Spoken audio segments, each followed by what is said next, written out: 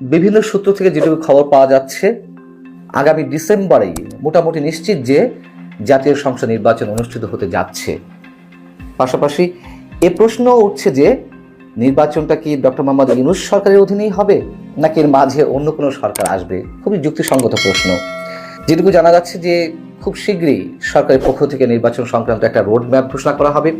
রাজনৈতিক দলগুলোর বহুমুখী চাপ তো ছিল সরকারের উপরে যে এ বছরের মধ্যে নির্বাচন অনুষ্ঠানের, কিন্তু আমরা তো নানান ধরনের টালবাহানা দেখছিলাম নির্বাচনকে প্রলম্বিত করতে।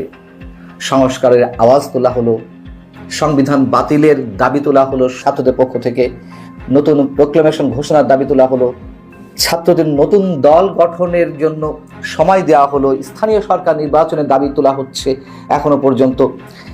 কিন্তু শেষমেশ হয়তো নির্বাচনটা ডিসেম্বরে হবে, এটুকু এখনো পর্যন্ত আপাতত নিশ্চিত।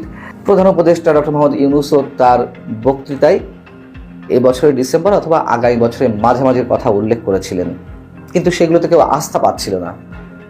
যখন সেনাপ্রধান গত 25শে ফেব্রুয়ারি রাজধানীর রাওয়া ক্লাবে একটা অনুষ্ঠানে অনেক ধরনের ইঙ্গিতপূর্ণ বক্তব্য দিলেন, হানাহানি, কাটাকাটি, মারামারি থেকে দূরে থাকতে তিনি আহ্বান জানালেন সবার প্রতি এবং সতর্ক করে দিলেন। এমন কথাও বললেন যে এমন কিছুর মধ্য দিয়ে আমাদের স্বাধীনতার সার্বভৌমত্ব বিপন্ন হতে পারে। তখন থেকে মোটামুটি একটা ক্লিয়ার মেসেজ যেমন সাধারণ মানুষের মাঝে পৌঁছালো, সরকারের মধ্যেও সম্ভবত মেসেজটা পৌঁছে গেছে, যার কারণে এখন যেটি জানা যাচ্ছে যে না, ঠিক আছে, নির্বাচন ডিসেম্বরেই হবে। ডক্টর মোহাম্মদ ইউনূস সম্ভবত এও অনুভব করছেন, উপলব্ধি করছেন যে নির্বাচনটি না দিলে সম্ভবত যে কোনো বিপদের সম্মুখীন সরকারকেই পড়া লাগতে পারে। তবে সরকারের উপদেষ্টাও তো আকারে ইঙ্গিতে বুঝিয়ে দিচ্ছিলেন নির্বাচনটা সহজ না, নির্বাচনের জন্য অনেক সময়ের প্রয়োজন। এমনকি সরাসরি রাজনৈতিক দলগুলোর বিরুদ্ধে একটা অন্তর্বর্তী সরকার, তত্ত্বাবধায়ক সরকারের মতোই তো দল নিরপেক্ষ সরকার, তারাও রাজনৈতিক দলগুলোর বিরুদ্ধে স্টার নিচ্ছিল। আমি যদি স্পেসিফিক্যালি বলি, সৈয়দ রেজওয়ানা হাসান বন, পরিবেশ ও জলবায়ু বিষয়ক উপদেষ্টা, তিনি রাজনৈতিক দলগুলোকে মোটামুটি হুমকির সুরে এই কথা বলছিলেন। রাজনৈতিক দলগুলো কি করেছে এতদিন? তারাও তো কিছু করতে পারেনি বলে আমাদের উপর আস্থা রেখেছে। আমরা তো করার চেষ্টা করছি, অনেক কাজ করার চেষ্টা করছি। শারমিন মুর্শিদ, তার সাথে আমার ব্যক্তিগত সম্পর্ক অনেক ভালো, তারপরেও বলতে বাধ্য হচ্ছি, তিনি গত ডিসেম্বরেই এমন মন্তব্য করলেন যে রাজনৈতিক দলগুলো কম বেশি ফ্যাসিস্ট। রাজনৈতিক দলগুলো স্বৈরাচারী মনোভাব পোষণ করে, স্বৈরাচারী আচরণ করে, ফ্যাসিস্ট মানসিকতা পোষণ করে, সব ঠিক আছে, কিন্তু দিন শেষে তো তাদেরকেই দেশ চালাতে দিতে হবে। তার জন্য সুশীল সমাজ, নানান ধরনের স্টেক হোল্ডার আছে, তারা নিশ্চয়ই প্রেশার গ্রুপ হিসেবে কাজ করেছে এবং করবে, তার মধ্য দিয়ে যতটুকু পারা যায়। এখন বিষয় হচ্ছে যে সেনাপ্রধান জেনারেল ওয়াকারুজ্জামানের যে বক্তব্যটি সাধারণ মানুষের মাঝে নানানভাবে খুব গুরুত্বপূর্ণ হয়ে উঠল, সেই গুরুত্বটা সরকারও খানিকটা উপলব্ধি করেছে, যেটা এর আগে বলছিলাম। সেই জায়গা থেকে কয়েকদিন আগে প্রধান উপদেষ্টা প্রেস সচিব তিনি মন্তব্য করে বসলেন। এর আগে তিনি বলেছিলেন যে 2026-এর জুনে হতে পারে, প্রধান উপদেষ্টার বক্তব্য খণ্ডন করে বলেছিলেন। সেখানে তিনি মার্চে চলে এলেন যে না, ওটা প্রতিকূল আবহাওয়ার ওই সময়টা মার্চে হতে পারে। এখন এসে সম্ভবত তাদের টনক নড়েছে যে ডিসেম্বরে নির্বাচন দেওয়া ছাড়া কোনো গত্যন্তর নেই। তার কারণ আলটিমেটলি সেনাপ্রধান যে বক্তব্য দিয়েছেন তার একটি অংশটি এমন মন্তব্য ছিল যে তার উপরে মানুষ আস্থা রাখতে চেয়েছিল এবং তিনি সেই কমিটমেন্ট দিয়েছিলেন। কিন্তু এর পাশাপাশি আরও একটু প্রশ্ন তুলতে চাই, ছাত্রদের প্ল্যান কি তাহলে ভেস্তে যাবে?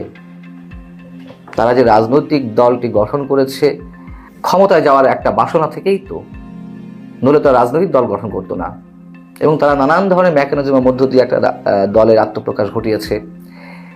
সেই দলটি যেই পরিকল্পনা নিয়ে এগোচ্ছিল নির্বাচন বিলম্বিত করতে এবং একটা জায়গায়, এমন একটা জায়গায় গিয়ে বা সময়ে গিয়ে নির্বাচন যাতে অনুষ্ঠিত হয় যেখানে তারা ভালো কোনো ফল নিজেরা নিয়ে আসতে পারে, অথবা যেহেতু বর্তমান সরকারকে চালাচ্ছে সরকার এবং জামাত ইসলামের মতো কোনো দল, এমনটা তো মানুষ এখন প্রকাশ্যে বলে, তো ক্ষমতায় না গিয়েও যদি ক্ষমতার আস্বাদ লাভ করা যায় সমস্যা কি? এবং তাদের যে নানান ধরনের পরিকল্পনা, এর পিছনে যেসব রাষ্ট্র রয়েছে অনেকেই যেসব দিকে ইঙ্গিত করে, তাদের পরিকল্পনা কি তাহলে এখানেই শেষ হয়ে যাবে? আমার মনে হয় না যে তারা এখানেই থেমে যাবে। সরকার হয়তো চেষ্টা করছে ডিসেম্বর মধ্যে নির্বাচন করার, কিন্তু এর মধ্য দিয়েই যে সবকিছু শেষ হয়ে যাবে আমি নিজে সেটি মনে করি না। তাদের যে পরিকল্পনা, ম্যাটিকুলাস যে প্ল্যান, সেগুলো হয়তো নিশ্চয়ই তারা বাস্তবায়ন করার চেষ্টা চালিয়ে যেতে পারে। এবং যেই রাজনৈতিক দলটি আমাদের সামনে নিয়ে আসা হলো, এনসিপি, ন্যাশনাল সিটিজেন পার্টি বা জাতীয় নাগরিক পার্টি, সেই দলটি সম্ভবত এই রমজান মাসের মধ্যেই নিবন্ধন পেয়ে যেতে পারে এবং পাওয়াটাই খুব স্বাভাবিক। এটিতে যে কোনো ধরনের হেরফের হবে এটা নিশ্চিত যে কোনো হেরফের হবে না। তবে যদি সেরকম কিছু করা হয়ে থাকে বা সেই প্ল্যান অনুযায়ী তারা এগোতে থাকে, আমার মনে হয় হিতে বিপরীত হবে তাদের জন্য। তার কারণ এরই মধ্যে মানুষের ক্ষোভ, পঞ্জীভূত ক্ষোভের বহিঃপ্রকাশ ঘটতে শুরু করেছে, মানুষ কথা বলতে শুরু করেছে, মানুষ নানান দিক থেকে অতিষ্ঠ হয়ে উঠছে। পাশাপাশি অর্থনৈতিক অবস্থা তো এর সঙ্গে জড়িয়ে রয়েছেই। দিনকে দিন অর্থনৈতিক অবস্থা খারাপের দিকে যাচ্ছে, বিদেশি বিনিয়োগ একেবারে বন্ধ হয়ে আছে। তবে যেটুকু জানা যাচ্ছে যে নির্বাচন ডিসেম্বরে, এবং সেনাপ্রধান সেই দিকেই তো ইঙ্গিত করে 25 ফেব্রুয়ারিতে তার বক্তব্য দিয়েছিলেন, যিনি 2024 সেপ্টেম্বরের 24 তারিখ আন্তর্জাতিক গণমাধ্যম রয়টার্সকে তিনি বলেছিলেন যে 18 মাসের মধ্যে নির্বাচন হতে পারে, তবে ডিসেম্বরের মধ্যে নির্বাচন করা যেতে পারে। সেটিই কিন্তু পুনরুল্লেখ করেছেন সেই দিনে সেই বক্তব্যে সেনাপ্রধান জেনারেল ওয়াকারুজ্জামান। অতএব সেদিকেই যাওয়া উচিত, এটি সবাই মনে করে। আল্লাহ হাফিজ, ভালো থাকুন সবাই।